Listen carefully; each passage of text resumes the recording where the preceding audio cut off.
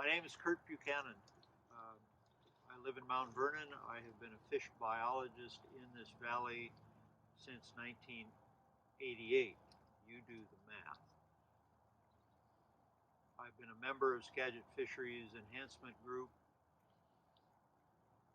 since the beginning, actually. I predate Skagit Fisheries Enhancement Group. I've been on the board, I've worked in the watershed for all this time, and here I still am. I'm a retired but now volunteer. So, my stream walking stick, and we're sitting in Maddox Creek today, literally in it. This is Maddox Creek. It's in South Mount Vernon, Washington. It is not a tributary of the Skagit River. It goes all by itself to Skagit Bay and avoids the river entirely. Historically, I'm sure it was a tributary of the Skagit. We are in South Mount Vernon in the upper parts of this watershed that have been inaccessible to salmon and trout for 50 years. We're sitting in a brand new stream channel constructed in August of this year, removing a culvert that was placed 50 years ago that was a complete barrier to this creek. I'm standing in what is now Maddox Creek, and 2 months ago was the inside of a 6-foot diameter metal pipe, and dark, by the way.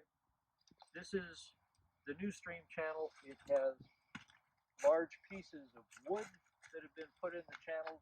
This will create habitat around this. This will make a pool in here. There should be a little pile of gravel that will sort out in here. This may become a spawning area. We'll see how the flow treats this. These sticks are willow cuttings that have been put in. Many of them, not these right here, but many of them have started to sprout. They're to provide shade over the creek and some stability on this slope. This gives you an idea of this project.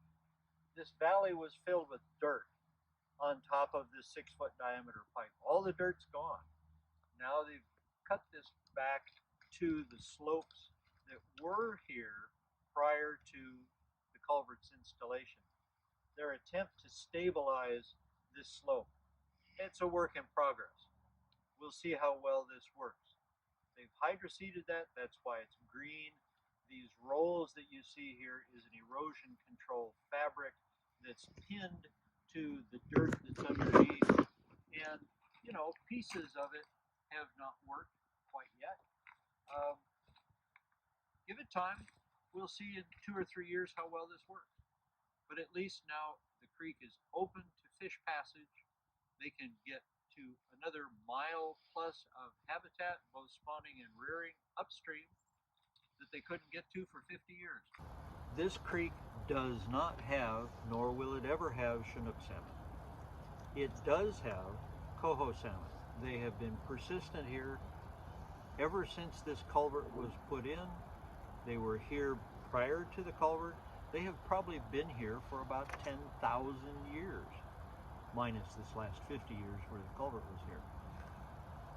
I hope that there are some steelhead trout in here, but I've never seen one.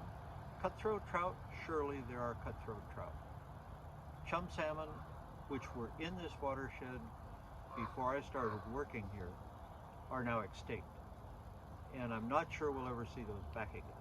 Salmon live primarily in the ocean. That's how they get so big and come back, and they're so tasty and all of that. The nutrients that they have are ocean derived.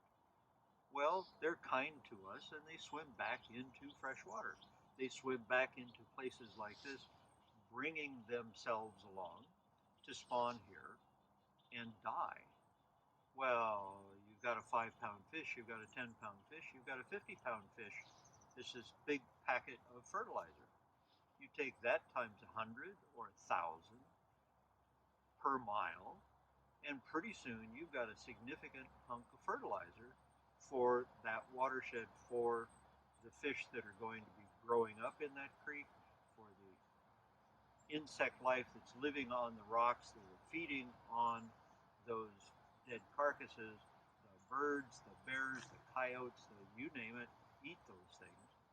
And if you look at the trees along a creek, those that are along salmon-bearing streams grow faster, And the nutrients that are in them, people who know how to do this research have found that those are primarily ocean-derived nutrients that are in those trees because the salmon brought it back.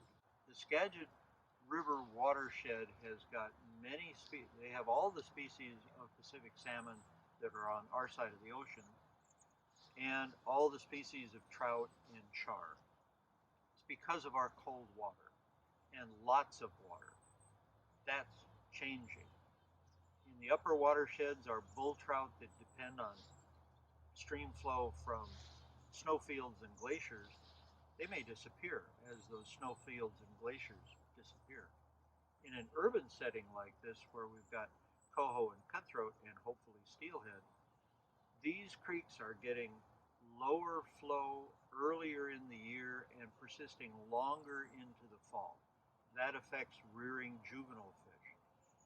The winter rains, this is starting to get sorted out. It seems like we're getting more rain sometimes and flashier floods. I think that's still being sorted out, but that will affect adult reproduction. But it's the drought conditions in the summertime.